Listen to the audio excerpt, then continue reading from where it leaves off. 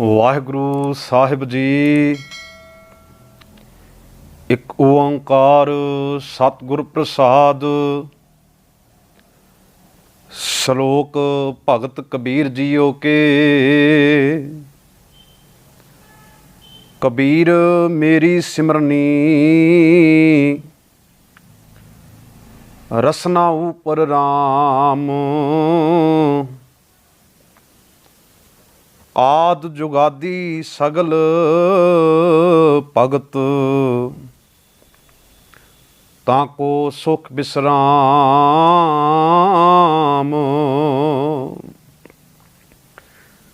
ਕਬੀਰ ਮੇਰੀ ਜਾਤ ਕੋ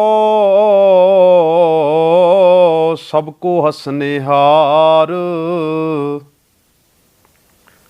ਬਲਿਹਾਰੀ ਇਸ ਜਾਤ ਕੋ ਜਿਹ ਜਪਿਓ ਸਿਰਜਣਹਾਰ। ਪਰਮ ਸਨਮਾਨਯੋਗ ਗੁਰੂ ਪਿਆਰੀ ਸਾਧ ਸੰਗਤ ਜੀ, ਆਨਲਾਈਨ ਗੁਰਮਤ ਕਲਾਸ ਦੇ ਵਿੱਚ ਤੁਹਾਡਾ ਸਾਰਿਆਂ ਦਾ ਸਵਾਗਤ ਹੈ। ਅੱਜ ਦੀ ਇਸ ਕਲਾਸ ਵਿੱਚ ਆਪਾਂ ਭਗਤ ਕਬੀਰ ਸਾਹਿਬ ਦੇ ਸ਼ਲੋਕਾਂ ਦੇ ਨਾਲ ਸਾਂਝ ਬਣਾਉਣ ਦਾ ਯਤਨ ਉਦਮ ਉਪਰਾਲਾ ਕਰਾਂਗੇ।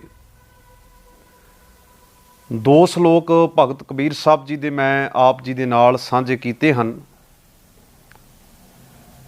ਪਹਿਲੇ ਸ਼ਲੋਕ ਵਿੱਚ ਕਬੀਰ ਸਾਹਿਬ ਨੇ ਜੋ ਵਿਚਾਰ ਸਾਡੇ ਸਨਮੁਖ ਰੱਖੇ ਹਨ,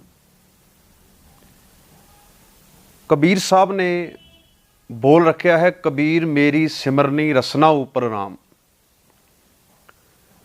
ਸਿਮਰਨੀ ਦਾ ਅਰਥ ਹੈ ਮਾਲਾ।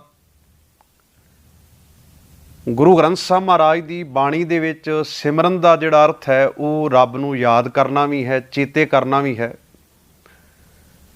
ਜਿਵੇਂ ਅਸੀਂ ਹਰ ਰੋਜ਼ ਸੋਦਰ ਦੀ ਬਾਣੀ ਦੇ ਵਿੱਚ ਇਹ ਵਾਕ ਪੜ੍ਹਦੇ ਹਾਂ, ਊੜੇ ਊੜ ਆਵੈ ਸਹਿ ਕੋਸਾਂ, ਤਿਸ ਪਾਛੈ ਬਚਰੇ ਸ਼ਰਿਆ, ਤਿਨ ਕਵਣ ਖਲਾਵੈ ਕਵਣ ਚੁਗਾਵੈ, ਮਨ ਮੈਂ ਸਿਮਰਨ ਕਰਿਆ। ਉੱਥੇ ਵੀ ਸ਼ਬਦ ਸਿਮਰਨ ਵਰਤਿਆ ਹੈ। ਜਾਂ ਗੁਰੂ ਅਰਜਨ ਸਾਹਿਬ ਮਹਾਰਾਜ ਕਹਿੰਦੇ ਨੇ, ਸਿਮਰੋਂ ਸਿਮਰ ਸਿਮਰ ਸੁਖ ਪਾਵੂੰ, ਕਲ ਕਲੇਸ਼ ਤਨ ਮਾਹਿ ਮਿਟਾਵੂੰ। ਸੋ ਸਿਮਰਨ ਦਾ ਅਰਥ ਹੁੰਦਾ ਹੈ ਯਾਦ ਕਰਨਾ, ਉਹਨੂੰ ਚੇਤੇ ਕਰਨਾ। ਕਬੀਰ ਸਾਹਿਬ ਨੇ ਇੱਥੇ ਜਿਹੜਾ ਸ਼ਬਦ ਸਿਮਰਨੀ ਵਰਤਿਆ ਹੈ, ਸਿਮਰਨੀ ਆਮ ਤੌਰ ਉੱਤੇ ਮਾਲਾ ਨੂੰ ਕਿਹਾ ਜਾਂਦਾ ਹੈ, ਜਪਨੀ ਨੂੰ ਕਿਹਾ ਜਾਂਦਾ ਹੈ, ਜਿਹੜੀ ਕਿ ਮਣਕਿਆਂ ਦੀ ਬਣੀ ਹੁੰਦੀ ਹੈ। ਬਹੁਤ ਸਾਰੀਆਂ ਵੰਨ ਸੁਵੰਨੀਆਂ ਮਾਲਾਵਾਂ ਦਾ ਪ੍ਰਚਲਨ ਜਿਹੜਾ ਹੈ ਉਹ ਧਰਮਾਂ ਮਜ਼ਹਬਾਂ ਦੇ ਅੰਦਰ ਰਿਹਾ ਹੈ। ਮੁਸਲਮਾਨ ਜਿਹੜੀ ਮਾਲਾ ਫੇਰਦੇ ਨੇ ਉਹਨੂੰ ਤਸਬੀਹ ਕਿਹਾ ਜਾਂਦਾ ਹੈ। ਸਤਿਗੁਰੂ ਗੁਰੂ ਗ੍ਰੰਥ ਸਾਹਿਬ ਮਹਾਰਾਜ ਦੀ ਵਿਚਾਰ ਕਿਉਂਕਿ ਵਿਲੱਖਣ ਵਿਚਾਰ ਹੈ, ਇਸ ਕਰਕੇ ਗੁਰਦੇਵ ਨੇ ਹਰ ਉਸ ਚੀਜ਼ ਨੂੰ ਨਕਾਰਿਆ ਹੈ ਜਿਹੜੀ ਧਰਮ ਦੇ ਨਾਂ 'ਤੇ ਕੇਵਲ ਇੱਕ ਪਖੰਡ ਬਣ ਕੇ ਰਹਿ ਗਈ। ਅੱਜ ਅਸੀਂ ਜਦੋਂ ਵੇਖਦੇ ਹਾਂ ਆਪਣੇ ਆਲੇ ਦੁਆਲੇ ਦੇ ਵਿੱਚ, ਤੇ ਬਹੁਤ ਸਾਰੇ ਲੋਕ ਹੱਥਾਂ ਵਿੱਚ ਸਿਮਰਨੇ, ਕੋਈ ਸਟੀਲ ਦੇ, ਰੁਦਰਾਖ ਦੇ, ਤੁਲਸੀ ਦੀ ਮਾਲਾ ਆਦਿਕ ਫੜ ਕੇ, ਤੇ ਫਿਰ ਇਹ ਵੀ ਦਾਅਵਾ ਕਰਦੇ ਨੇ ਕਿ ਅਸੀਂ ਇੰਨੀ ਵਾਰ ਇਸ ਮਾਲਾ ਨੂੰ ਹਰ ਰੋਜ਼ ਜਪਦੇ ਹਾਂ। ਕੋਈ 108 ਦੀ ਮਾਲਾ ਹੈ, ਕੋਈ 1008 ਦੀ ਮਾਲਾ ਹੈ। ਬਹੁਤ ਸਾਰੀਆਂ ਮਾਲਾਵਾਂ ਜਿਹੜੀਆਂ ਨੇ ਉਹ ਹਰ ਰੋਜ਼ ਜਪੀਆਂ ਜਾਂਦੀਆਂ ਨੇ। ਬਲਕਿ ਧਰਮ ਦੀ ਨਿਸ਼ਾਨੀ ਜਿਹੜੀ ਹੈ ਉਹ ਇਸ ਗੱਲ ਨੂੰ ਮੰਨਿਆ ਜਾਂਦਾ ਹੈ ਜਿਸ ਬੰਦੇ ਨੇ ਹੱਥ ਦੇ ਵਿੱਚ ਮਾਲਾ ਪਾਈ ਹੋਵੇ। ਕਬੀਰ ਸਾਹਿਬ ਨੇ ਅੱਜ ਦੇ ਇਸ ਪਾਵਨ ਵਾਕ ਵਿੱਚ ਵੀ ਮਾਲਾ ਦਾ ਜ਼ਿਕਰ ਕੀਤਾ ਹੈ, ਪਰ ਉਹ ਕਹਿੰਦੇ ਨੇ ਕਿ ਮੇਰੀ ਮਾਲਾ ਕੋਈ ਹੱਥ ਵਿੱਚ ਫੜੀ ਨਹੀਂ ਹੋਈ ਹੈ। ਮੇਰੀ ਮਾਲਾ ਜਿਹੜੀ ਹੈ ਉਹ ਕਿਸੇ ਤੁਲਸੀ ਰੁਦਰਾਖ ਦੀ ਜਾਂ ਕਿਸੇ ਮੋਤੀਆਂ ਦੀ ਨਹੀਂ ਹੈ, ਜਾਂ ਸਟੀਲ ਦੀ ਨਹੀਂ ਹੈ, ਜਾਂ ਲੱਕੜ ਦੀ ਨਹੀਂ ਹੈ। ਮੇਰੀ ਮਾਲਾ ਤੇ ਕੇਵਲ ਰਸਨਾ ਦੇ ਉੱਤੇ ਰੱਬ ਨੂੰ ਚੇਤੇ ਕਰਨਾ ਹੈ, ਇਹੋ ਹੀ ਮੇਰੀ ਮਾਲਾ ਹੈ। ਸੋ ਕਬੀਰ ਸਾਹਿਬ ਨੇ ਇਸ ਅੱਜ ਦੇ ਪਹਿਲੇ ਸ਼ਲੋਕ ਵਿੱਚ ਉਸ ਪਖੰਡ ਦਾ ਜ਼ਿਕਰ ਕੀਤਾ ਹੈ ਜਿਹਦਾ ਆਸਰਾ ਲੈ ਕੇ ਮਨੁੱਖ ਧਰਮੀ ਹੋਣ ਦਾ ਵਿਖਾਵਾ ਕਰਦਾ ਹੈ। ਇੱਕ ਬੇਨਤੀ ਮੈਂ ਹੋਰ ਸਾਂਝੀ ਕਰਦੇ ਹਾਂ। ਬਹੁਤ ਵਾਰ ਜਦੋਂ ਅਸੀਂ ਗੁਰਮਤਿ ਦੇ ਸਿਧਾਂਤਾਂ ਨੂੰ ਸਮਝਦੇ ਨਹੀਂ, ਅਸੀਂ ਗੁਰੂ ਗ੍ਰੰਥ ਸਾਹਿਬ ਦੀ ਵਿਚਾਰਧਾਰਾ ਦੇ ਅਨੁਕੂਲ ਚੱਲਦੇ ਨਹੀਂ, ਜਾਂ ਇੱਦਾਂ ਕਹਿ ਲਓ ਕਿ ਅਸੀਂ ਆਪ ਕਦੀ ਗੁਰਬਾਣੀ ਨੂੰ ਨੀਝ ਦੇ ਨਾਲ ਪੜ੍ਹਿਆ ਨਹੀਂ ਹੈ, ਤੇ ਬਹੁਤ ਸਾਰੇ ਪਖੰਡ ਦੇ ਰੂਪ ਵਿੱਚ ਸਾਡੇ ਅੰਦਰ ਵੀ ਇਹ ਗੱਲਾਂ ਪ੍ਰਚਾਰੀਆਂ ਗਈਆਂ ਕਿ ਮਾਲਾ ਦੀ ਬਹੁਤ ਜ਼ਿਆਦਾ ਮਹਾਨਤਾ ਹੈ। ਇਤਿਹਾਸ ਦੇ ਉਹ ਹਵਾਲੇ ਤਿਆਰ ਕੀਤੇ ਗਏ ਜਿਹਦੇ ਵਿੱਚ ਇਹ ਗੱਲ ਆਖੀ ਗਈ ਕਿ ਗੁਰੂ ਨਾਨਕ ਸਾਹਿਬ ਮਹਾਰਾਜ ਤੋਂ ਲੈ ਕੇ ਗੁਰੂ ਅਰਜਨ ਸਾਹਿਬ ਮਹਾਰਾਜ ਸੱਚੇ ਪਾਤਸ਼ਾਹ ਤੱਕ ਸਿਰ ਉੱਤੇ ਸੋਲੀ ਟੋਪੀ ਪਹਿਨਦੇ ਸੀ, ਜਾਣੀ ਪੱਗ ਨੂੰ ਪਾਸੇ ਰੱਖ ਕੇ ਉਹਨਾਂ ਦੇ ਸਿਰ ਉੱਤੇ ਟੋਪੀ ਪਹਿਨਾਈ ਗਈ ਤੇ ਫਿਰ ਹੱਥ ਦੇ ਵਿੱਚ ਮਾਲਾ ਵੀ ਪਕੜਾ ਦਿੱਤੀ ਗਈ। ਤੇ ਸਾਡੇ ਕੁਝ ਕੁ ਜਿਹੜੇ ਢਾਡੀ ਕਵੀਸ਼ਰ ਸਿੰਘ ਨੇ ਜਦੋਂ ਇਹ ਇਤਿਹਾਸ ਸੁਣਾਉਂਦੇ ਨੇ ਤੇ ਬੜੇ ਜਜ਼ਬਾਤੀ ਹੋ ਕੇ ਜੋਸ਼ ਵਿੱਚ ਆਣ ਕੇ ਉਹ ਇਹ ਵੀ ਕਹਿੰਦੇ ਨੇ ਵੀ ਗੁਰੂ ਅਰਜਨ ਸਾਹਿਬ ਮਹਾਰਾਜ ਦੀ ਜਿਸ ਵਕਤ ਸ਼ਹਾਦਤ ਹੋਈ ਉਸ ਵਕਤ ਗੁਰੂ ਹਰਗੋਬਿੰਦ ਸਾਹਿਬ ਮਹਾਰਾਜ ਨੇ ਆਖਿਆ ਕਿ ਹੁਣ ਸੇਲੀ ਟੋਪੀ ਤੇ ਮਾਲਾ ਦਾ ਵਕਤ ਲੰਘ ਗਿਆ ਹੈ, ਹੁਣ ਤਲਵਾਰ ਤੇ ਸਿਰ ਉੱਤੇ ਮੈਂ ਦਸਤਾਰ ਸਜਾ ਲਵਾਂਗਾ, ਜਿਹੜਾ ਕਿ ਆਪਣੇ ਆਪ ਦੇ ਵਿੱਚ ਇੱਦਾਂ ਲੱਗਦਾ ਹੈ ਕਿ ਜਿਵੇਂ ਗੁਰੂ ਸਾਹਿਬ ਦੀ ਵਿਚਾਰਧਾਰਾ ਤੋਂ ਉਲਟ ਗੱਲ ਕਰਕੇ ਇਹ ਦਰਸਾਇਆ ਜਾ ਰਿਹਾ ਹੈ ਕਿ ਗੁਰੂ ਨਾਨਕ ਸਾਹਿਬ ਮਹਾਰਾਜ ਨੇ ਕਦੀ ਸਿਰ ਉੱਤੇ ਪੱਗ ਨਹੀਂ ਬੱਧੀ, ਜਾਂ ਭਗਤ ਜਿਹੜੀ ਪੱਗ ਇੱਕ ਸਨਮਾਨ ਦਾ ਚਿੰਨ੍ਹ ਹੈ ਜਿਹਦਾ ਜ਼ਿਕਰ ਬਾਬਾ ਫਰੀਦ ਸਾਹਿਬ ਨੇ ਵੀ ਆਪਣੀ ਬਾਣੀ ਦੇ ਵਿੱਚ ਕੀਤਾ ਹੈ। ਹੋਰ ਵੀ ਗੁਰੂ ਗ੍ਰੰਥ ਸਾਹਿਬ ਦੇ ਅਨੇਕਾਂ ਪ੍ਰਮਾਣ ਸਾਨੂੰ ਮਿਲ ਜਾਣਗੇ। ਉਸ ਪੱਗ ਨੂੰ ਨਾ ਸਜਾ ਕੇ ਸਿਰ ਉੱਤੇ ਸੇਲੀ ਟੋਪੀ ਪਹਿਨੀ ਜਾਂ ਹੱਥ ਦੇ ਵਿੱਚ ਉਹਨਾਂ ਨੇ ਮਾਲਾ ਕੋਈ ਫੜ ਲਈ ਤੇ ਗੁਰੂ ਹਰਗੋਬਿੰਦ ਸਾਹਿਬ ਮਹਾਰਾਜ ਨੇ ਬੜੇ ਕ੍ਰੋਧਿਤ ਹੋ ਕੇ ਗੱਲ ਆਖੀ ਵੀ ਨਹੀਂ, ਅੱਜ ਤੋਂ ਬਾਅਦ ਆਪਾਂ ਸੇਲੀ ਟੋਪੀ ਜਾਂ ਮਾਲਾ ਨਹੀਂ ਪਾਉਣੀ, ਆਪਾਂ ਪੱਗ ਬੰਨਣੀ, ਹੱਥ ਵਿੱਚ ਤਲਵਾਰ ਫੜਨੀ ਹੈ। ਤੇ ਫਿਰ ਉਹਨਾਂ ਨੇ ਯੁੱਧ ਅਭਿਆਸ, ਸ਼ਾਸਤਰ ਅਭਿਆਸ ਸ਼ੁਰੂ ਕਰ ਦਿੱਤੇ। ਮੈਂ ਬੜਾ ਵੈਸੇ ਹੈਰਾਨ ਰਹਿਣਾ ਕਈ ਵਾਰ ਸਾਡੇ ਇਹ ਵੀਰ ਭਰਾ ਇਸ ਗੱਲ ਨੂੰ ਕਿਉਂ ਨਹੀਂ ਸਮਝਦੇ ਕਿ ਗੁਰੂ ਹਰਗੋਬਿੰਦ ਸਾਹਿਬ ਮਹਾਰਾਜ ਨੂੰ ਸ਼ਾਸਤਰ ਦੀ ਵਿਦਿਆ ਬਾਬਾ ਬੁੱਢਾ ਜੀ ਨੇ ਦਿੱਤੀ। ਗੁਰੂ ਅੰਗਦ ਸਾਹਿਬ ਮਹਾਰਾਜ ਨੇ ਮੱਲ ਅਖਾੜੇ ਬਣਾਏ। ਇਹਦਾ ਮਤਲਬ ਹੈ ਵੀ ਸਾਰਾ ਅਭਿਆਸ ਉਸ ਵਕਤ ਹੀ ਚੱਲ ਰਿਹਾ ਹੈ। ਭਾਈ ਗੁਰਦਾਸ ਸਾਹਿਬ ਨੇ ਤੇ ਇਹ ਵੀ ਜ਼ਿਕਰ ਕੀਤਾ ਹੈ ਕਿ ਗੁਰੂ ਨਾਨਕ ਸਾਹਿਬ ਮਹਾਰਾਜ ਦੇ ਹੱਥ ਦੇ ਵਿੱਚ ਡੰਡਾ ਹੈ, ਉਹਨਾਂ ਦੇ ਕੋਲ ਕਿਤਾਬ ਹੈ, ਸ਼ਾਸਤਰ ਤੇ ਉੱਥੇ ਵੀ ਹੈ। ਡੰਡੇ ਨੂੰ ਵੀ ਇੱਕ ਸ਼ਾਸਤਰ ਦੇ ਰੂਪ ਵਿੱਚ ਵਰਤਿਆ ਜਾਂਦਾ ਹੈ। ਗੁਰੂ ਅੰਗਦ ਸਾਹਿਬ ਨੇ ਮੱਲ ਅਖਾੜੇ ਬਣਾ ਕੇ ਕੁਸ਼ਤੀਆਂ ਕਰਾਈਆਂ, ਤਿਆਰੀ ਕਰਾਈ। ਜਿਸ ਵਕਤ ਸ਼ੇਰਸ਼ਾਹ ਸੂਰੀ ਨੇ ਤਲਵਾਰ ਖਿੱਚੀ, ਗੁਰੂ ਸਾਹਿਬ ਨੇ ਬੜੀ ਬੇਬਾਕੀ ਦੇ ਨਾਲ ਉਹਨੂੰ ਜਵਾਬ ਦਿੱਤਾ। ਫਿਰ ਗੁਰੂ ਅਰਜਨ ਸਾਹਿਬ ਮਹਾਰਾਜ ਜਿਸ ਵਕਤ ਆਪਣੇ ਆਨੰਦ ਕਾਰਜ ਉੱਤੇ ਜਾਂਦੇ ਨੇ ਤੇ ਅਸੀਂ ਇਤਿਹਾਸ ਵਿੱਚ ਇਹ ਪੜ੍ਹਦੇ ਹਾਂ ਕਿ ਜਦੋਂ ਉਹ ਪਿੰਡ ਮਊ ਦੇ ਵਿੱਚ ਪਹੁੰਚੇ ਤੇ ਉਹਨਾਂ ਨੇ ਇੱਕ ਕਿੱਲਾ, ਜਿਹੜਾ ਇਹ ਛੋਟਾ ਜਿਹਾ ਇੱਕ ਰੁੱਖ ਉੱਤੋਂ ਘੜ ਦਿੱਤਾ, ਉਹਦਾ ਕਿੱਲਾ ਬਣਾ ਦਿੱਤਾ ਤੇ ਗੁਰੂ ਅਰਜਨ ਸਾਹਿਬ ਮਹਾਰਾਜ ਨੇ ਨੇਜੇ ਦੇ ਨਾਲ ਉਹਨੂੰ ਪੁੱਟ ਦਿੱਤਾ। ਹੁਣ ਇਹਦਾ ਅਰਥ ਇਹ ਹੈ ਵੀ ਜਿਹੜੀ ਸ਼ਾਸਤਰਾਂ ਦੀ ਸਿਖਲਾਈ ਹੈ ਇਹ ਗੁਰੂ ਹਰਗੋਬਿੰਦ ਸਾਹਿਬ ਵੇਲੇ ਨਹੀਂ, ਇਹ ਪਹਿਲਾਂ ਤੋਂ ਹੀ ਗੁਰੂ ਘਰ ਦੇ ਵਿੱਚ ਚੱਲਦੀ ਆ ਰਹੀ ਹੈ। ਸੋ ਇਹ ਕੋਈ ਅਚਾਨਕ ਹੋਈ ਇੱਕ ਪ੍ਰਕਿਰਿਆ ਨਹੀਂ ਹੈ। ਪਹਿਲਾਂ ਆਪਾਂ ਇਹਨੂੰ ਥੋੜ੍ਹਾ ਜਿਹਾ ਸਮਝ ਲਈਏ। ਮੰਨ ਲਓ ਗੁਰੂ ਅਰਜਨ ਸਾਹਿਬ ਮਹਾਰਾਜ ਦੀ ਸ਼ਹਾਦਤ ਹੋਈ 1606 ਦੇ ਵਿੱਚ। ਉਸ ਵਕਤ ਗੁਰੂ ਹਰਗੋਬਿੰਦ ਸਾਹਿਬ ਮਹਾਰਾਜ ਨੇ ਬਾਅਦ ਵਿੱਚ ਅਕਾਲ ਤਖਤ ਦੀ, ਅਕਾਲ ਬੁੰਗੇ ਦੀ ਸਿਰਜਣਾ ਕੀਤੀ। ਉਹਨਾਂ ਨੇ ਆਖਿਆ ਸ਼ਾਸਤਰ ਲੈ ਕੇ ਆਓ। ਕੀ ਇਹ ਘਟਨਾ ਤੁਹਾਨੂੰ ਲੱਗਦਾ ਵੀ ਇੱਕ ਦਿਨ ਦੀ ਘਟਨਾ ਹੈ? ਇਹ ਇੱਕ ਲੰਮਾ ਪ੍ਰੋਸੈਸ ਹੈ ਜਿਹੜਾ ਗੁਰੂ ਕਾਲ ਦੇ ਵਿੱਚ ਚੱਲਦਾ ਰਿਹਾ। ਜੇ ਬਾਬਾ ਬੁੱਢਾ ਜੀ ਗੁਰੂ ਹਰਗੋਬਿੰਦ ਸਾਹਿਬ ਮਹਾਰਾਜ ਨੂੰ ਸ਼ਾਸਤਰਾਂ ਦੀ ਸਿਖਲਾਈ ਦਿੰਦੇ ਨੇ, ਇਹਦਾ ਮਤਲਬ ਬਾਬਾ ਬੁੱਢਾ ਜੀ ਵੀ ਉਸ ਚੀਜ਼ ਤੋਂ ਜਾਣੂ ਨੇ। ਗੁਰੂ ਅਰਜਨ ਸਾਹਿਬ ਮਹਾਰਾਜ ਜੇ ਨੇਜਾ ਮਾਰ ਕੇ ਘੋੜ ਸਵਾਰੀ ਕਰਦੇ ਨੇ, ਇਹਦਾ ਮਤਲਬ ਹੈ ਵੀ ਇਹ ਸਾਰਾ ਕਾਰਜ ਗੁਰੂ ਘਰ ਵਿੱਚ ਪਹਿਲਾਂ ਤੋਂ ਚੱਲ ਰਿਹਾ ਹੈ, ਬਕਾਇਦਾ ਤਿਆਰੀ ਚੱਲ ਰਹੀ ਹੈ ਤਾਂ ਕਿ ਆਉਣ ਵਾਲੇ ਸਮੇਂ ਵਿੱਚ ਜੇ ਜ਼ੁਲਮ ਦਾ ਟਾਕਰਾ, ਜੇ ਦੁਸ਼ਮਣ ਤੁਹਾਡੇ ਉੱਤੇ ਚੜ੍ਹ ਕੇ ਆ ਜਾਵੇ ਤੇ ਤੁਸੀਂ ਆਪਣੇ ਬਚਾਅ ਦੇ ਲਈ ਉਹਨਾਂ ਦੇ ਨਾਲ ਕਰ ਸਕੋ। ਕਿਉਂਕਿ ਮੇਰੀ ਪੀਰੀ ਦਾ ਸਿਧਾਂਤ ਗੁਰੂ ਨਾਨਕ ਸਾਹਿਬ ਮਹਾਰਾਜ ਜਿਹੜੇ ਨੇ ਉਹ ਇਸਟੈਬਲਿਸ਼ ਕਰਦੇ ਨੇ, ਜਿਨ੍ਹਾਂ ਨੂੰ ਪ੍ਰਤੱਖ ਰੂਪ ਵਿੱਚ ਬਾਅਦ ਵਿੱਚ ਗੁਰੂ ਹਰਗੋਬਿੰਦ ਸਾਹਿਬ ਮਹਾਰਾਜ ਅੱਗੇ ਲੈ ਕੇ ਜਾਂਦੇ ਨੇ।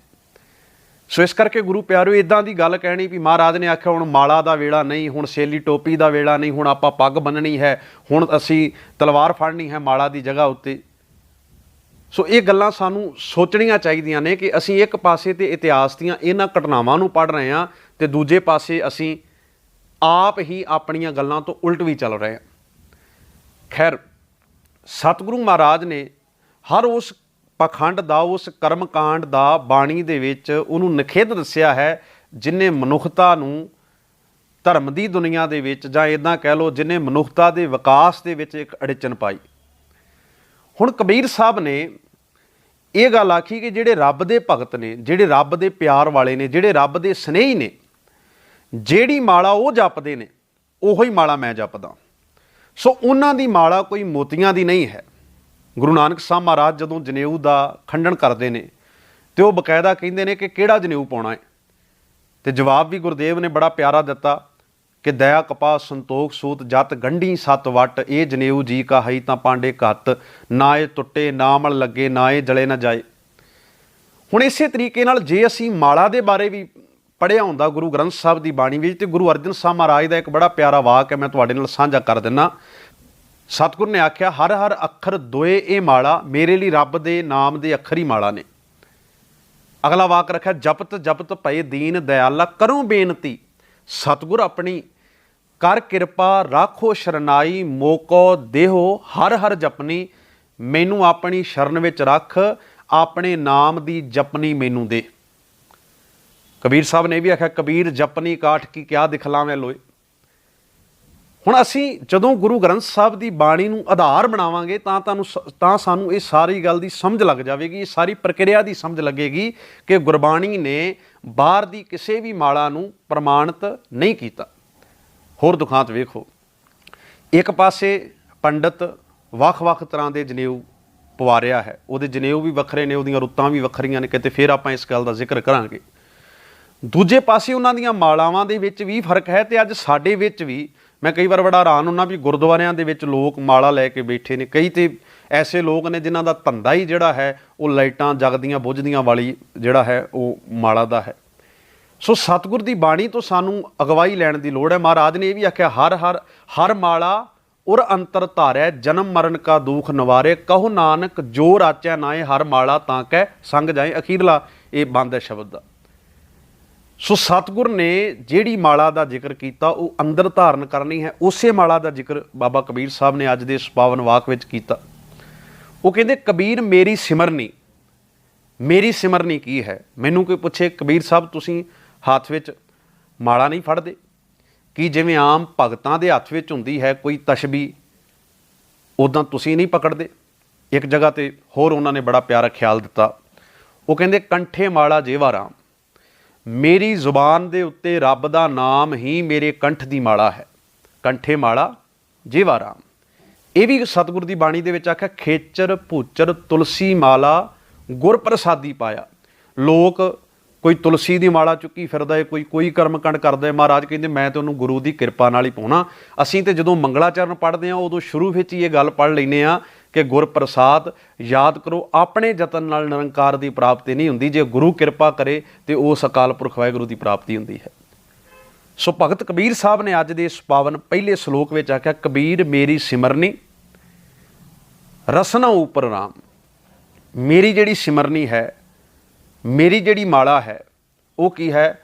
ਮੇਰੀ ਜ਼ੁਬਾਨ ਉੱਤੇ ਰੱਬ ਦਾ ਨਾਮ, ਖੁਦਾ ਦਾ ਨਾਮ ਜਿਹੜਾ ਹੈ ਉਹ ਹਰ ਵੇਲੇ ਰਹਿੰਦਾ ਹੈ। ਦੇਖੋ, ਲੋਕ ਫੁੱਲਾਂ ਦੀ ਮਾਲਾ ਵੀ ਅਰਪਿਤ ਕਰਦੇ ਸੀ ਕਿਸੇ ਭਗਵਾਨ ਦੇ ਅੱਗੇ, ਫੁੱਲ ਤੋੜ ਕੇ ਉਹਦੀ ਮਾਲਾ ਬਣਾਉਣੀ ਉਹਨਾਂ ਨੇ, ਫਿਰ ਉਸ ਭਗਵਾਨ ਨੂੰ ਖੁਸ਼ ਕਰਨ ਲਈ ਜਿਹੜਾ ਹੈ ਉਹਦੇ ਉੱਤੇ ਉਹ ਮਾਲਾ ਚੜਾਉਣੀ। ਅਸੀਂ ਵੀ ਅੱਜ ਕੱਲ੍ਹ ਗੁਰਦੁਆਰਿਆਂ ਦੇ ਵਿੱਚ ਫੁੱਲ ਲੈ ਕੇ ਆਉਂਦੇ ਹਾਂ ਅਤੇ ਆਣ ਕੇ ਸ਼ਾਇਦ ਗੁਰੂ ਗ੍ਰੰਥ ਸਾਹਿਬ ਮਹਾਰਾਜ ਨੂੰ ਜਾਂ ਰੱਬ ਨੂੰ ਖੁਸ਼ ਕਰਨਾ ਚਾਹੁੰਦੇ ਹਾਂ। ਉਹਨਾਂ ਪਾਤੀ ਤੋਰੈ ਮਾਲਣੀ, ਪਾਤੀ ਪਾਤੀ ਜੀਓ, ਜਿਸ ਪਾਹਨ ਕੋ ਪਾਤੀ ਤੋਰੈ ਸੋ ਪਾਹਨ ਨਿਰਜੀਓ। ਭੋਲੀ ਮਾਲਣੀ ਹੈ ਇਹੋ, ਸਤਿਗੁਰ ਜਾਗਤਾ ਹੈ ਦਿਓ। ਵੇਖੋ, ਬਾਣੀ ਨੇ ਸਾਨੂੰ ਪਲ ਪਲ 'ਤੇ ਅਗਵਾਈ ਦਿੱਤੀ। ਸਤਿਗੁਰੂ ਗੁਰੂ ਗਰੀਬ ਨਵਾਜ ਮਹਾਰਾਜ ਕਹਿੰਦੇ ਨੇ, ਨਾਮ ਤੇਰੋ ਤਾਗਾ ਨਾਮ ਫੂਲ ਮਾਲਾ। ਮੇਰੇ ਲਈ ਤੇ ਫੁੱਲਾਂ ਦੀ ਮਾਲਾ ਵੀ ਤੇਰਾ ਨਾਮ ਹੀ ਹੈ। ਲੋਕ ਆਰਤੀ ਕਰਦੇ ਨੇ।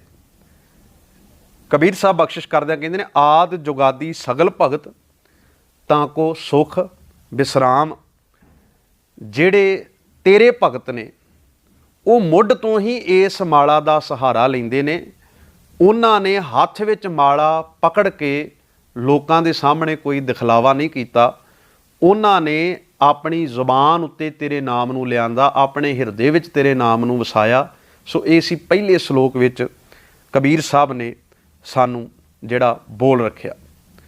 ਦੂਜੇ ਸ਼ਲੋਕ ਵਿੱਚ ਕਬੀਰ ਸਾਹਿਬ ਨੇ ਜਾਤ ਪਾਤ ਦੀ ਗੱਲ ਕੀਤੀ ਹੈ। ਆਪਾਂ ਜਿਵੇਂ ਸਾਰੇ ਜਾਣਦੇ ਹਾਂ ਕਿ ਕਬੀਰ ਸਾਹਿਬ ਦੀ ਜਿਹੜੀ ਜਾਤ ਹੈ ਉਹ ਜੁਲਾਹਾ ਹੈ। ਅਤੇ ਜੁਲਾਹੇ ਦੀ ਕੀ ਕਿਰਤ ਹੁੰਦੀ ਹੈ? ਵੈਸੇ ਜੁਲਾਹਾ ਇੱਕ ਕਿਰਤ ਦਾ ਨਾਂ ਹੈ। ਹੁਣ ਪੰਡਤ ਨੇ, ਬ੍ਰਾਹਮਣ ਨੇ ਜਦੋਂ ਲੋਕਾਂ ਨੂੰ ਜਾਤਾਂ ਪਾਤਾਂ ਦੇ ਵਿੱਚ ਵੰਡਿਆ ਅਤੇ ਕਬੀਰ ਸਾਹਿਬ ਦੀ ਜਾਤ ਨੂੰ ਉਹਨਾਂ ਨੇ ਨੀਵੀਂ ਥਾਂ 'ਤੇ ਰੱਖਿਆ।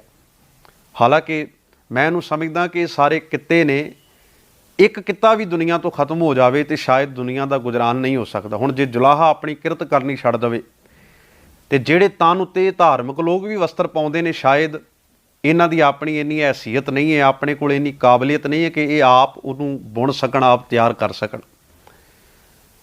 ਹੁਣ ਜਿਹੜਾ ਵਿਹਲਾ ਰਹਿੰਦਾ ਹੈ ਬਿਲਕੁਲ ਹੀ, ਪੰਡਤ ਪੁਜਾਰੀ, ਉਹਨੇ ਜਾਤਾਂ ਪਾਤਾਂ ਦੇ ਵਿੱਚ ਜਦੋਂ ਸਮਾਜ ਨੂੰ ਵੰਡ ਦਿੱਤਾ ਤੇ ਉਹ ਆਪਣੇ ਤੋਂ ਛੋਟੀ ਜਾਤ ਵਾਲੇ ਦੀ ਕਿਰਤ ਦੇ ਉੱਤੇ ਵੀ ਹੱਸਦਾ ਹੈ, ਭਾਵੇਂ ਕਿ ਉਹਦੀ ਕਿਰਤ ਤੋਂ ਬਿਨਾਂ ਗੁਜਰਾਨ ਉਹਦਾ ਵੀ ਨਹੀਂ ਹੁੰਦਾ। ਹੁਣ ਜਿਹੜਾ ਲੋਕਾਂ ਦੇ ਘਰਾਂ ਵਿੱਚੋਂ ਗੰਦ ਚੁੱਕ ਕੇ ਬਾਹਰ ਸੁੱਟਦਾ ਹੈ, ਉਹ 'ਤੇ ਵੀ ਹੱਸਿਆ।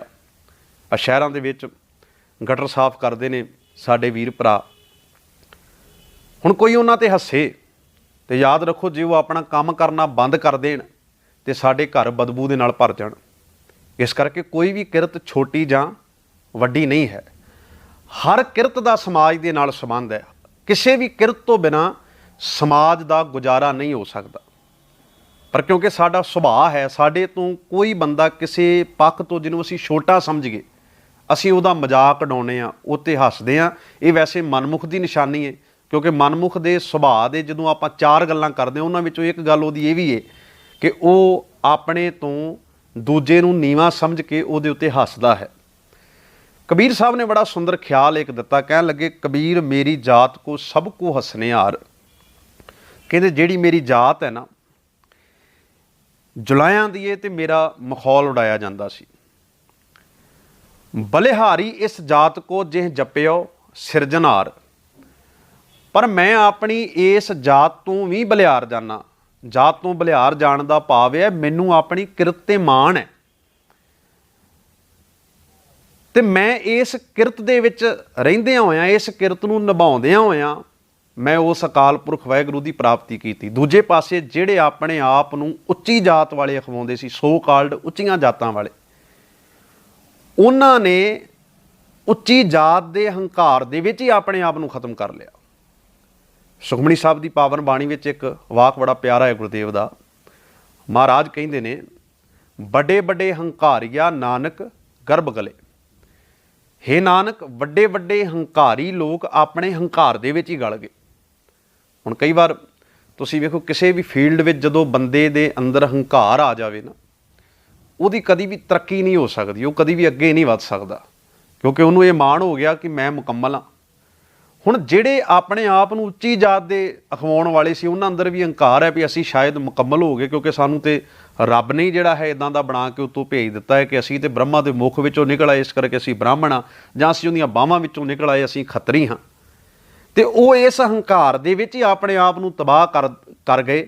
ਕਬੀਰ ਸਾਹਿਬ ਕਹਿੰਦੇ ਨੇ, ਭਾਵੇਂ ਮੇਰੀ ਕਿਰਤ ਨੂੰ ਨਿੰਦਿਆ ਗਿਆ ਤੇ ਮੈਨੂੰ ਇਹ ਵੀ ਕਿਹਾ ਗਿਆ ਵੀ ਤੇਰੀ ਜਾਤ ਛੋਟੀ ਹੈ, ਪਰ ਮੈਂ ਇਸ ਜਾਤ ਤੋਂ ਬਲਿਹਾਰ ਜਾਨਾ। ਇੱਕ ਪੱਖ ਇਹਦਾ ਹੋਰ ਵੀ ਹੈ ਕਿ ਸ਼ਾਇਦ ਕਬੀਰ ਸਾਹਿਬ ਇਹ ਵੀ ਸਾਨੂੰ ਸਮਝਾ ਰਹੇ ਨੇ ਕਿ ਜੇ ਕਿਤੇ ਮੈਂ ਉਹਨਾਂ ਵਾਂਗੂ ਹੁੰਦਾ ਤੇ ਮੈਨੂੰ ਅੱਜ ਰੱਬ ਬਾਰੇ ਸਮਝ ਨਾ ਲੱਗਦੀ, ਮੈਂ ਉਹਦੇ ਨਾਲ ਪ੍ਰੀਤ ਨਾ ਪਾ ਸਕਦਾ। ਕਬੀਰ ਮੇਰੀ ਜਾਤ ਕੋ ਸਭ ਕੋ ਹੱਸਨੇ ਹਾਰ। ਬਲਿਹਾਰੀ ਇਸ ਜਾਤ ਕੋ ਜਿਹ ਜਪਿਓ ਸਿਰਜਣਹਾਰ। ਮੈਂ ਆਪਣੀ ਇਸ ਜਾਤ ਤੋਂ ਵੀ ਬਲਿਹਾਰ ਜਾਨਾ। ਹੁਣ ਕਬੀਰ ਸਾਹਿਬ ਨੇ ਇੱਕ ਮਾਣ ਵੀ ਸਾਡੇ ਅੰਦਰ ਪੜਿਆ ਹੈ ਵੀ ਜਿਹੜੀ ਤੁਸੀਂ ਕਿਰਤ ਕਰਦੇ ਹੋ ਉਹ 'ਤੇ ਮਾਣ ਕਰਨਾ ਵੀ ਸਿੱਖੋ, ਉਹ ਮਾੜੀ ਨਹੀਂ ਹੈ। ਜੇ ਕੋਈ ਤੁਹਾਨੂੰ ਰਸਤੇ ਤੋਂ ਥੜਕਾ ਰਿਹਾ ਹੈ, ਤੁਹਾਡਾ ਮਖੌਲ ਉਡਾ ਰਿਹਾ ਹੈ, ਤੇ ਤੁਹਾਨੂੰ ਆਪਣੇ ਮਕਸਦ ਤੋਂ ਭਟਕਣ ਦੀ ਲੋੜ ਨਹੀਂ ਹੈ। ਦੂਜੇ ਪਾਸੇ ਸਤਿਗੁਰੂ ਦੀ ਬਾਣੀ ਨੇ ਇਹ ਵੀ ਸਾਨੂੰ ਚੋਟ ਮਾਰੀ ਹੈ ਇੱਕ, ਕਿ ਨੀਵੀਂ ਜਾਤ ਵਾਲਾ ਕੌਣ ਹੁੰਦਾ ਹੈ। ਸਤਿਗੁਰੂ ਕਹਿੰਦੇ ਨੇ, ਖਸਮ ਵਿਸਾਰੇ ਤੇ ਕਮਜ਼ਾਤ। ਜਿਨ੍ਹਾਂ ਨੇ ਖਸਮ ਨੂੰ ਵਿਸਾਰ ਦਿੱਤਾ, ਜਿਨ੍ਹਾਂ ਨੇ ਰੱਬ ਨੂੰ ਵਿਸਾਰ ਦਿੱਤਾ, ਉਹ ਕਮਜ਼ਾਤ ਨੇ। ਹੁਣ ਕਮਜ਼ਾਤ ਆਪਣੇ ਆਪ ਵਿੱਚ ਇੱਕ ਗਾਲ ਵੀ ਹੈ ਜੇ ਕਿਸੇ ਨੂੰ ਕਿਹਾ ਜਾਵੇ। ਸਤਿਗੁਰੂ ਮਹਾਰਾਜ ਕਹਿੰਦੇ ਨੇ, ਜਿਨ੍ਹਾਂ ਨੇ ਰੱਬ ਨੂੰ ਭੁਲਾ ਦਿੱਤਾ ਏ, ਉਹ ਦਰਅਸਲ ਵਿੱਚ ਕਮਜ਼ਾਤ ਨੇ। ਇੱਕ ਮੈਂ ਹੋਰ ਬੇਨਤੀ ਸਾਂਝੀ ਕਰਦੇ ਹਾਂ। ਭਗਤ ਰਵਿਦਾਸ ਦਾ ਵੀ ਮਖੌਲ ਉਡਾਇਆ ਗਿਆ।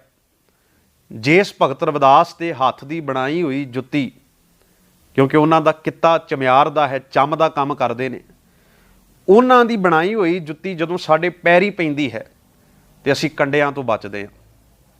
ਉਹ ਸਾਡੇ ਪੈਰਾਂ ਨੂੰ ਸੇਫ ਰੱਖਦੀ ਹੈ। ਉਹਨਾਂ ਨੂੰ ਚਮਿਆਰ ਕਹਿ ਕੇ ਉਹਨਾਂ ਦਾ ਤਿਰਸਕਾਰ ਕੀਤਾ ਗਿਆ ਉੱਚ ਜਾਤੀਆਂ ਵੱਲੋਂ। ਤੇ ਉਹਨਾਂ ਨੇ ਇੱਕ ਬੜਾ ਪਿਆਰਾ ਵਾਕ ਰੱਖਿਆ, ਕਹਿੰਦੇ, ਮੈਂ ਕਾਹਦਾ ਚਮਿਆਰ ਹਾਂ, ਚਮਰਠਾ ਗਾਂਠ ਨਾ ਜਾਣੀ, ਲੋਕ ਗਠਾਂ ਮੈਂ ਪਨਹੀ। ਕਹਿੰਦੇ ਮੈਂ ਕਾਹਦਾ ਚਮਿਆਰ, ਚਮਿਆਰ ਤੇ ਉਹ ਲੋਕ ਹਨ ਜਿਹੜੇ ਸਾਰੀ ਦਿਹਾੜੀ ਆਪਣੇ ਸਰੀਰ ਨੂੰ, ਇਸ ਚੰਮ ਨੂੰ ਪਾਲਣ ਦੇ ਆਰ ਵਿੱਚ ਲੱਗੇ ਰਹਿੰਦੇ ਨੇ। ਸੋ ਇਹਨਾਂ ਭਗਤਾਂ ਨੇ ਉਹਨਾਂ ਲੋਕਾਂ ਦੀ ਪਰਵਾਹ ਨਹੀਂ ਕੀਤੀ, ਬਲਕਿ ਜਿਹੜੇ ਜਾਤ ਅਭਿਮਾਨੀ ਸਨ ਉਹਨਾਂ ਨੂੰ ਡੰਕੇ ਦੀ ਚੋਟ 'ਤੇ ਜਵਾਬ ਦਿੱਤਾ। ਤੇ ਅੱਜ ਸਾਨੂੰ ਵੀ ਇਦਾਂ ਦੀ ਵੈਸੇ ਦ੍ਰਿੜਤਾ ਧਾਰਨ ਕਰਨ ਦੀ ਲੋੜ ਹੈ। ਇਦਾਂ ਦੀ ਦ੍ਰਿੜਤਾ ਸਾਡੇ ਅੰਦਰ ਵੀ ਹੋਣੀ ਚਾਹੀਦੀ ਹੈ ਕਿ ਅਸੀਂ ਜਵਾਬ ਦੇ ਸਕੀਏ। ਤੇ ਉਹ ਜਵਾਬ ਤਾਂ ਦਿੱਤਾ ਜਾ ਸਕੇਗਾ ਜੇ ਅਸੀਂ ਆਪ ਬਾਣੀ ਦੇ ਨਾਲ, ਗੁਰੂ ਸਾਹਿਬ ਦੀ ਵਿਚਾਰ ਦੇ ਨਾਲ ਜੁੜ ਜਾਵਾਂਗੇ। ਸੋ ਕਬੀਰ ਸਾਹਿਬ ਨੇ ਆਖਿਆ, ਬਲਿਹਾਰੀ ਇਸ ਜਾਤ ਕੋ ਜਿਹ ਜਪਿਓ ਸਿਰਜਣਹਾਰ। ਇੱਕ ਬੇਨਤੀ ਮੈਂ ਹੋਰ ਕਰਕੇ ਸਮਾਪਤੀ ਕਰਦੇ ਹਾਂ ਕਿ ਅੱਜ ਦੁਖਾਂਤ ਇਹ ਵੀ ਬਣ ਗਿਆ ਕਿ ਗੁਰੂ ਨਾਨਕ ਸਾਹਿਬ ਮਹਾਰਾਜ ਦਾ ਦਰ, ਜਿਹੜਾ ਹਮੇਸ਼ਾ ਹੀ ਇਹ ਗੱਲ ਕਹਿੰਦਾ, ਨੀਚਾਂ ਅੰਦਰ ਨੀਚ ਜਾਤ ਨੀਚੀ ਹੂੰ ਅਤ ਨੀਚ, ਨਾਨਕ ਤਿਨਕੈ ਸੰਗ ਸਾਥ ਵੱਡਿਆਂ ਸਿਉ ਕਿਆ ਰੀਸ। ਜਿਹਦੇ ਧਰਮ ਸਥਾਨਾਂ ਦੇ ਵਿੱਚੋਂ ਹਮੇਸ਼ਾ ਇਸ ਗੱਲ ਦੀ ਗਵਾਹੀ ਭਰੀ ਜਾਂਦੀ ਹੈ ਕਿ ਸਾਡੇ ਵਿੱਚ ਕੋਈ ਵਿਤਕਰਾ ਨਹੀਂ ਹੈ, ਕੋਈ ਜਾਤ ਬਰਾਦਰੀਆਂ ਦਾ ਵਿਤਕਰਾ ਨਹੀਂ ਹੈ। ਅਸੀਂ ਗੁਰੂ ਨਾਨਕ ਸਾਹਿਬ ਮਹਾਰਾਜ ਦੇ ਨਾਂ 'ਤੇ ਵੀ ਵਿਤਕਰੇ ਖੜੇ ਕਰ ਲਏ। ਹੁਣ ਕੋਈ ਆਪਣੇ ਆਪ ਨੂੰ ਸੋਢੀ ਅਖਵਾ ਕੇ ਫਕਰ ਮਹਿਸੂਸ ਕਰ ਰਿਹਾ, ਕੋਈ ਆਪਣੇ ਆਪ ਨੂੰ ਬੇਦੀ ਅਖਵਾ ਕੇ ਫਕਰ ਮਹਿਸੂਸ ਕਰ ਰਿਹਾ, ਕੋਈ ਆਪਣੇ ਆਪ ਨੂੰ ਭੱਲਾ ਅਖਵਾ ਕੇ ਫਕਰ ਮਹਿਸੂਸ ਕਰ ਰਿਹਾ। ਹਾਲਾਂਕਿ ਗੁਰੂ ਸਾਹਿਬ ਨੇ ਤਰਜੀਹ ਦਿੱਤੀ ਕਿ ਜਿਹਦੇ ਵਿਚਾਰ ਉੱਤਮ ਨੇ ਉਹੀ ਮੇਰਾ ਸਿੱਖ ਹੈ। ਗੁਰੂ ਸਾਹਿਬ ਨੇ ਇਹ ਤਰਜੀਹ ਦਿੱਤੀ। ਆਪਣੇ ਪੁੱਤਰ ਨੂੰ ਗੁਰੂ ਨਾਨਕ ਸਾਹਿਬ ਮਹਾਰਾਜ ਨੇ ਗੱਦੀ ਦੀ ਬਖਸ਼ਿਸ਼ ਨਹੀਂ ਕੀਤੀ। ਉਹਨਾਂ ਨੇ ਭਾਈ ਲਹਿਣਾ ਜੀ ਨੂੰ ਚੁਣਿਆ ਤੇ ਅੰਗਦ ਦਾ ਰੂਪ ਧਾਰਨ ਕਰਵਾ ਕੇ ਆਪਣਾ ਅੰਗ ਬਣਾ ਕੇ ਗੁਰੂ ਨਾਨਕ ਸਾਹਿਬ ਮਹਾਰਾਜ ਨੇ ਉਹਨੂੰ ਆਪਣੀ ਜਗ੍ਹਾ ਬਖਸ਼ੀ। ਹੁਣ ਸਾਡੇ ਵਿੱਚ ਵੀ ਜਦੋਂ ਆਪਾਂ ਸਿੰਘ ਸਭਾ ਲਹਿਰ ਦੀ ਗੱਲ ਕਰਦੇ ਹਾਂ ਤੇ ਉਦੋਂ ਵੇਖੋ ਸੋਢੀਆਂ ਬੇਦੀਆਂ ਨੇ ਆਪਣੇ ਆਪ ਨੂੰ ਗੁਰੂ ਵੰਸ਼ ਅਖਵਾ ਕੇ ਆਪਣੀ ਪੂਜਾ ਪ੍ਰਤਿਸ਼ਠਾ ਕਿੰਨੀ ਕਰਵਾਈ। ਪਰ ਜਦੋਂ ਸਿੱਖ ਜਾਗਰੂਕ ਹੋਇਆ ਤੇ ਇਹਨਾਂ ਦੇ ਗਦੇਲੇ ਜਿਹੜੇ ਸੀ ਚੌਕੇ ਉਹ ਦਰਬਾਰ ਸਾਹਿਬ ਤੋਂ ਬਾਹਰ ਸੁੱਟੇ ਗਏ। ਅੱਜ ਵੀ ਸਾਨੂੰ ਜਾਗਰੂਕ ਹੋਣ ਦੀ ਲੋੜ ਹੈ, ਸਮਝਣ ਦੀ ਲੋੜ ਹੈ। ਸਾਡੇ ਪਿੰਡਾਂ ਦੇ ਵਿੱਚ ਅੱਡੋ ਅੱਡ ਮੜੀਆਂ ਬਣੀਆਂ ਹੋਈਆਂ ਨੇ। ਇੰਨਾ ਚਿਰ ਹੋ ਗਿਆ ਅਸੀਂ ਗੁਰੂ ਗ੍ਰੰਥ ਸਾਹਿਬ ਮਹਾਰਾਜ ਦਾ ਜਿਹੜਾ ਹੈ ਉਹ 300 ਸਾਲਾ ਮਨਾ ਲਿਆ, ਕਿਸੇ ਗੁਰੂ ਨਾਨਕ ਸਾਹਿਬ ਦਾ 550 ਸਾਲਾ ਅਸੀਂ ਮਨਾ ਲਿਆ। ਪਰ ਅਜੇ ਵੀ ਗੁਰਦੁਆਰਾ ਪ੍ਰਬੰਧਕ ਕਮੇਟੀਆਂ ਜਾਂ ਸਾਡੇ ਪਿੰਡ ਦੇ ਸਿਆਣੇ ਸੱਜਣਾ ਨੇ ਇਹ ਉਦਮ ਨਹੀਂ ਕੀਤਾ ਵੀ ਮੜੀਆਂ ਕੀਤੀਆਂ ਜਾਣ। ਸਾਡੇ ਗੁਰਦੁਆਰੇ ਜਾਤਾਂ ਪਾਤਾਂ ਦੇ ਆਧਾਰ 'ਤੇ ਵੰਡੇ ਗਏ। ਉੱਥੇ ਸਾਨੂੰ ਸਮਝਣ ਦੀ ਲੋੜ ਹੈ ਵੀ ਇਹ ਸਾਰਾ ਕੁਝ ਹੈ ਜਿਹਦੇ ਨਾਲ ਅਸੀਂ ਗੁਰੂ ਨਾਨਕ ਸਾਹਿਬ ਦੇ ਫਲਸਫੇ ਤੋਂ, ਗੁਰੂ ਨਾਨਕ ਸਾਹਿਬ ਦੇ ਉਪਦੇਸ਼ਾਂ ਤੋਂ ਦੂਰ ਜਾ ਰਹੇ ਹਾਂ। ਹਾਲਾਂਕਿ ਅਸੀਂ ਪੜ੍ਹਦੇ ਰੋਜ਼ ਨਾਨਕ ਨਾਮ ਚੜ੍ਹਦੀ ਕਲਾ ਤੇਰੇ ਭਾਣੇ ਸਰਬੱਤ ਦਾ ਭਲਾ। ਸੋ ਸਰਬੱਤ ਦੇ ਭਲੇ ਦੀ ਭਾਵਨਾ ਦਾ ਜਿਹੜਾ ਫਲਸਫਾ ਸਤਿਗੁਰ ਨੇ ਸਾਨੂੰ ਬਖਸ਼ਿਆ ਸੀ, ਅਸੀਂ ਉੱਥੋਂ ਕਿਤੇ ਨਾ ਕਿਤੇ ਖਿਸਕ ਰਹੇ ਹਾਂ, ਦੂਰ ਜਾ ਰਹੇ ਹਾਂ। ਇਸ ਕਰਕੇ ਗੁਰੂ ਪਿਆਰਿਓ, ਸਮਝਣ ਦੀ ਲੋੜ ਹੈ। ਸਤਿਗੁਰੂ ਮਹਾਰਾਜ ਨੇ ਜਾਤਾਂ ਪਾਤਾਂ ਤੋਂ ਉੱਪਰ ਫੱਕੜ ਜਾਤੀ ਫੱਕੜ ਨਾਉ ਸਭਨਾ ਜੀਆਂ ਇੱਕਾ ਛਾਉ। ਸਤਿਗੁਰੂ ਮਹਾਰਾਜ ਨੇ ਆਖਿਆ ਵਿਅਰਥ ਹੈ ਜਾਤਾਂ ਪਾਤਾਂ ਦਾ ਇਹ ਮਾਣ, ਇਹ ਹੰਕਾਰ, ਕਿਉਂਕਿ ਸਾਰੇ ਮਨੁੱਖ ਉਸ ਖੁਦਾ ਦੇ ਬਣਾਏ ਨੇ, ਉਸ ਰੱਬ ਦੇ ਬਣਾਏ ਨੇ। ਰੰਗ ਕਰਕੇ ਨਸਲੀ ਭੇਦਭਾਵ ਮਾੜਾ ਹੈ। ਸਾਰਿਆਂ ਦੀਆਂ ਰਗਾਂ ਵਿੱਚ ਖੂਨ ਵਗਦਾ ਹੈ। ਸਾਰੇ ਇਸੇ ਹਵਾ ਦੇ ਵਿੱਚ ਹੀ ਸਾਹ ਲੈਂਦੇ ਨੇ। ਹੁਣ ਇਸੇ ਹਵਾ ਦੇ ਵਿੱਚ ਆਪਣੇ ਆਪ ਨੂੰ ਉੱਚੀ ਜਾਤ ਵਿੱਚ ਵਾਲਾ ਖਵਾਉਣ ਵਾਲਾ ਵੀ ਸਾਹ ਲੈ ਰਿਹਾ ਹੈ, ਇਸੇ ਹਵਾ ਦੇ ਵਿੱਚ ਨੀਵੀਂ ਜਾਤ ਵਾਲਾ ਵੀ ਲੈ ਰਿਹਾ ਹੈ। ਉਹ ਪਾਣੀ ਹਰ ਕੋਈ ਪੀ ਰਿਹਾ ਹੈ। ਸੋ ਇਸ ਕਰਕੇ ਜਾਤ ਉੱਤਮ ਰਹਿ ਕਿੱਥੇ ਜਾਂਦੀ ਹੈ ਵੀ ਜੇ ਆਪਾਂ ਸਰੀਰਾਂ ਕਰਕੇ ਵੇਖੀਏ ਤੇ ਜਾਤ ਕਿਸੇ ਦੀ ਉੱਤਮ ਨਹੀਂ ਰਹਿ ਜਾਂਦੀ। ਕਿਉਂਕਿ ਜੇ ਅਸੀਂ ਕੁਝ ਖਾਂਦੇ ਵੀ ਆ ਨਾ, ਉਹਦਾ ਵੀ ਕਿਤੇ ਨਾ ਕਿਤੇ ਜਿਹਨੂੰ ਅਸੀਂ ਨੀਵੀਂ ਜਾਤ ਵਾਲਾ ਕਹਿੰਦੇ ਉਹਦਾ ਹੱਥ ਉੱਥੇ ਲੱਗਾ ਹੋਇਆ ਹੈ। ਤੁਸੀਂ ਕਿਹੜੇ ਤਰੀਕੇ ਨਾਲ ਉਹਨੂੰ ਦੂਰ ਕਰ ਲਓਗੇ? ਕਰ ਹੀ ਨਹੀਂ ਸਕਦੇ। ਹਾਂ, ਮਨ ਦੀ ਪਵਿੱਤਰਤਾ ਨੂੰ ਕਾਇਮ ਰੱਖ ਕੇ ਬੰਦਾ ਉੱਚੀ ਜਾਤ ਵਾਲਾ ਹੋ ਸਕਦਾ ਹੈ। ਉਹ ਮਨ ਦੀ ਪਵਿੱਤਰਤਾ ਹੁੰਦੀ ਹੈ ਚੰਗੀਆਂ ਵਿਚਾਰਾਂ ਦੁਆਰਾ, ਸੱਤ ਸੰਤੋਖ ਦਇਆ ਧਰਮ ਧੀਰਜ ਧਾਰਨ ਕਰਕੇ। ਉਹ ਜਿਹਨੂੰ ਅਸੀਂ ਨਿੱਕੀ ਜਾਤ ਵਾਲਾ ਕਹਿੰਦੇ ਹਾਂ, ਸੋ ਕਾਲਡ ਨੀਵੀਂ ਜਾਤ ਵਾਲਾ, ਉਹ ਵੀ ਧਾਰਨ ਕਰਕੇ ਉੱਚੀ ਜਾਤ ਵਾਲਾ ਬਣ ਸਕਦਾ ਹੈ। ਅਤੇ ਜਿਹੜਾ ਉੱਚੀ ਜਾਤ ਵਾਲਾ ਆਪਣੇ ਆਪ ਨੂੰ ਅਖਵਾਉਂਦਾ ਹੈ, ਉਹ ਹੰਕਾਰ ਨੂੰ ਛੱਡ ਕੇ ਸੱਚਮੁੱਚ ਉੱਚੀ ਜਾਤ ਵਾਲਾ ਬਣ ਸਕਦਾ ਹੈ। ਸੋ ਸਤਿਗੁਰੂ ਗੁਰਦੇਵ ਮਹਾਰਾਜ ਕਿਰਪਾ ਕਰਨ। ਅੱਜ ਸਾਨੂੰ ਲੋੜ ਹੈ ਬਾਬਾ ਬੋਤਾ ਸਿੰਘ, ਬਾਬਾ ਗਰਜਾ ਸਿੰਘ ਦੀ ਜਦੋਂ ਆਪਾਂ ਗੱਲ ਕਰਦੇ ਹਾਂ ਤੇ ਸਾਡਾ ਇਤਿਹਾਸ ਕਹਿੰਦਾ ਇਹਨਾਂ ਦੇ ਵਿੱਚੋਂ ਇੱਕ ਉੱਚੀ ਜਾਤ ਵਾਲਾ ਸੀ, ਇੱਕ ਨੀਵੀਂ ਜਾਤ ਵਾਲਾ। ਮੈਂ ਸਿਰਫ ਉਦਾਹਰਨ ਦੇ ਰਿਹਾ। ਕਹਿੰਦੇ ਇੱਕ ਇਹਨਾਂ ਤੋਂ ਜੱਟ ਤੇ ਇੱਕ ਮਜ਼੍ਹਬੀ ਸਿੰਘ ਸੀ। ਦੋਵਾਂ ਨੇ ਪਿੱਠ ਜੋੜੀ, ਪੰਥ ਦੀ ਰਹੀ, ਪੰਥ ਬੁਲੰਦੀਆਂ ਵੱਲ ਗਿਆ। ਅੱਜ ਫਿਰ ਸਾਨੂੰ ਪਿੱਠਾਂ ਜੋੜਨ ਦੀ ਲੋੜ ਹੈ। ਜਾਤ ਪਾਤ ਦੇ ਵਿਤਕਰੇ ਖਤਮ ਕਰਕੇ ਬਾਬਾ ਬੋਤਾ ਸਿੰਘ ਤੇ ਬਾਬਾ ਗਰਜਾ ਸਿੰਘ ਵਾਂਗੂ ਭਰਾ ਬਣਨ ਦੀ ਲੋੜ ਹੈ। ਦੂਜੇ ਪਾਸੇ ਅਸੀਂ ਜਿਹਨੂੰ ਭਾਈ ਜੈਤਾ ਜੀ ਕਹਿੰਦੇ, ਬਾਬਾ ਜੀਵਨ ਸਿੰਘ, ਉਹ ਗੁਰੂ ਨਾਨਕ ਸਾਹਿਬ ਮਹਾਰਾਜ ਦੀ ਗਲਵਕੜੀ ਦੇ ਵਿੱਚ ਆਇਆ। ਸਾਨੂੰ ਪਿੱਠਾਂ ਜੋੜ ਕੇ ਗੁਰੂ ਦੇ ਸੱਚੇ ਸਪੂਤ ਬਣਨ ਦੀ ਲੋੜ ਹੈ। ਇੱਕ ਬੇਨਤੀ ਮੈਂ ਹੋਰ ਕਰਦੇ ਹਾਂ ਤੇ ਸਾਨੂੰ ਉਹਨਾਂ ਜਾਤ ਬਹਾਨੀਆਂ ਦੀ ਵੀ ਪਰਵਾਹ ਕਰਨ ਦੀ ਲੋੜ ਨਹੀਂ ਜਿਹੜੇ ਸਿੱਖੀ ਦੇ ਠੇਕੇਦਾਰ ਬਣੇ ਨੇ, ਜਿਹੜੇ ਕਿਸੇ ਨੂੰ ਸਰਟੀਫਿਕੇਟ ਦਿੰਦੇ ਨੇ ਵੀ ਸਿੱਖ ਕੌਣ ਹੁੰਦਾ ਹੈ, ਵੀ ਜੱਟ ਸਿੱਖ ਹੈ ਜਾਂ ਦੂਜਾ ਸਿੱਖ ਹੈ। ਉਹਨਾਂ ਦੀ ਵੀ ਪਰਵਾਹ ਕਰਨ ਦੀ ਲੋੜ ਨਹੀਂ, ਕਿਉਂਕਿ ਅਸੀਂ ਗੁਰੂ ਦੇ ਸਿੱਖ ਹਾਂ, ਬੰਦਿਆਂ ਦੇ ਸਿੱਖ ਨਹੀਂ ਹੈ। ਸਤਿਗੁਰੂ ਸਾਹਿਬ ਛੱਡ ਕੇ ਮਨਮੁਖ ਹੋਏ ਬੰਦੇ ਦਾ ਬੰਦਾ। ਜੇ ਅਸੀਂ ਬੰਦੇ ਦੇ ਸਿੱਖ ਬਣ ਗਏ ਫਿਰ ਤੇ ਅਸੀਂ ਮਨਮੁਖ ਹੋ ਗਏ। ਇਸ ਕਰਕੇ ਅਸੀਂ ਗੁਰੂ ਦੇ ਸਿੱਖ ਹਾਂ, ਬੰਦੇ ਦੇ ਸਿੱਖ ਨਹੀਂ ਹੈਗੇ। ਤੇ ਜੇ ਗੁਰੂ ਦੇ ਸਿੱਖ ਹਾਂ ਫਿਰ ਸਾਨੂੰ ਗਿਆਨੀ ਦਿੱਤ ਸਿੰਘ ਵਾਲੀ ਦ੍ਰਿੜਤਾ ਲੈ ਕੇ ਆਉਣ ਦੀ ਲੋੜ ਹੈ। ਗਿਆਨੀ ਦਿੱਤ ਸਿੰਘ ਉਹ ਸ਼ਖਸੀਅਤ ਸੀ ਜਿਹਦੇ ਨਾਲ ਵਿਤਕਰਾ ਹੁੰਦਾ ਰਿਹਾ, ਪਰ ਉਸ ਯੋਧੇ ਨੇ ਪਰਵਾਹ ਨਹੀਂ ਕੀਤੀ, ਸਿੱਖੀ ਦੇ ਝੰਡੇ ਨੂੰ ਉਹਨੇ ਬੁਲੰਦ ਕੀਤਾ। ਅੱਜ ਐਸੀ ਦ੍ਰਿੜਤਾ ਸਾਨੂੰ ਆਪਣੇ ਅੰਦਰ ਲੈ ਕੇ ਆਉਣ ਦੀ ਲੋੜ ਹੈ। ਸਾਰਿਆਂ ਦਾ ਧੰਨਵਾਦ। ਭੁੱਲਾਂ ਚੁੱਕਾਂ ਦੀ ਖਿਮਾ। 2 ਸ਼ਲੋਕ ਆਪਾਂ ਕਬੀਰ ਸਾਹਿਬ ਦੇ ਵਿਚਾਰੇ ਨੇ, ਅਗਲੇ ਸ਼ਲੋਕਾਂ ਦੇ ਨਾਲ ਫਿਰ ਸਾਂਝ ਪਾਵਾਂਗੇ। ਸੋ ਤੁਹਾਡਾ ਸਾਰਿਆਂ ਦਾ ਧੰਨਵਾਦ। ਜੇ ਉਦਮ ਚੰਗਾ ਲੱਗਾ ਹੋਵੇ ਵੀਡੀਓ ਨੂੰ ਸ਼ੇਅਰ ਕਰਨ ਦਾ ਜ਼ਰੂਰ ਯਤਨ ਕਰਿਓ। ਵਾਹਿਗੁਰੂ ਜੀ ਕਾ ਖਾਲਸਾ, ਵਾਹਿਗੁਰੂ ਜੀ ਕੀ ਫਤਿਹ।